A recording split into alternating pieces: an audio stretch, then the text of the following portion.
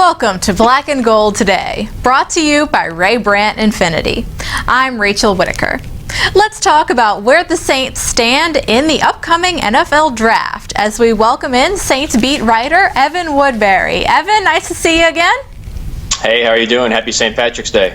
Yes, you too. And the Saints, of course, made moves that hardly anyone expected. They're up to 9 draft picks, more than any in the Sean Payton era. So this just really signifies what they're committed to, but they still need to clear up some more cap space in order to free up money for these draft picks, clearly. Yeah, those are two dual challenges. I think they really wanted a lot of picks. It gives them a lot more flexibility going into the draft. They can trade up, they can trade down, they can do a lot more things than in previous years when they were really hamstrung by their lack of picks. But you're right, they are just the slimmest bare minimum under the cap right now, or will be after C.J. Spiller's contract post. So, they still have work to do. They still need to carve out some room just for draft picks alone, let alone any other free agents they hope to sign. So, yeah, their work is just beginning, I think, for the offseason. And do you expect any more kind of blockbuster moves like we've seen so far in order to get under the cap? I mean, be it either a pay cut to a current player, or what else do you expect?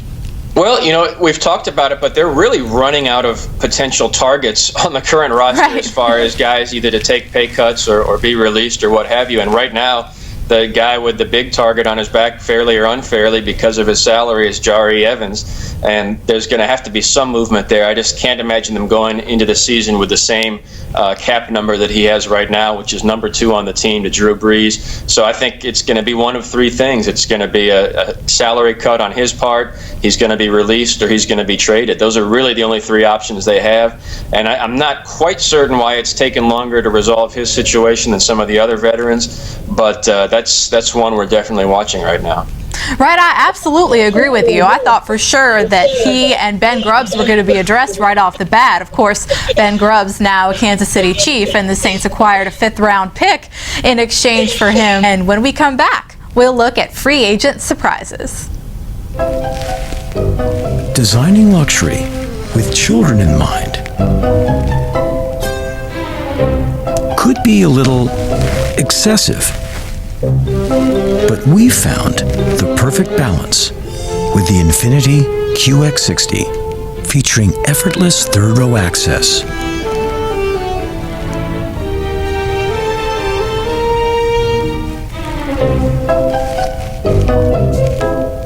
Welcome back.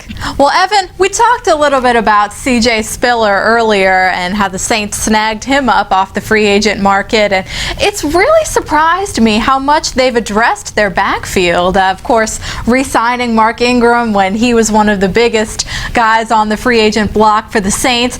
They signed him right away, and of course, Spiller now, he'll be making more than Ingram. So just what does this say to you about the Saints and their approach on offense? Well, there's no doubt they've made a big commitment to the running game, much more so than I would have expected. I really didn't think they would pony up the money to re-sign Ingram. I thought he would be elsewhere. Not only did they go after did re-sign Ingram, but then they wanted to get another back to replace Pierre Thomas, or to give them some more versatility in the backfield. And they went big. They got C.J. Spiller, who actually is going to end up costing more than Mark Ingram, like you said. So they've got a ton of money invested in that backfield, probably more than they have at any time in the recent past. And I think that has to be part of an evolving philosophy, because you don't make that kind of investment unless you plan to use it. Absolutely, no doubt. And of course, on the defensive side, they had cornerback Brandon Browner just signed last week, so another huge move there. The Saints just really making a lot of noise in free agency. Very, very surprising to a lot of people. But Evan, we'll talk to you again soon. A lot more to talk about. Thanks. Thank you. And thanks as always for watching Black and Gold Today. We'll see you soon.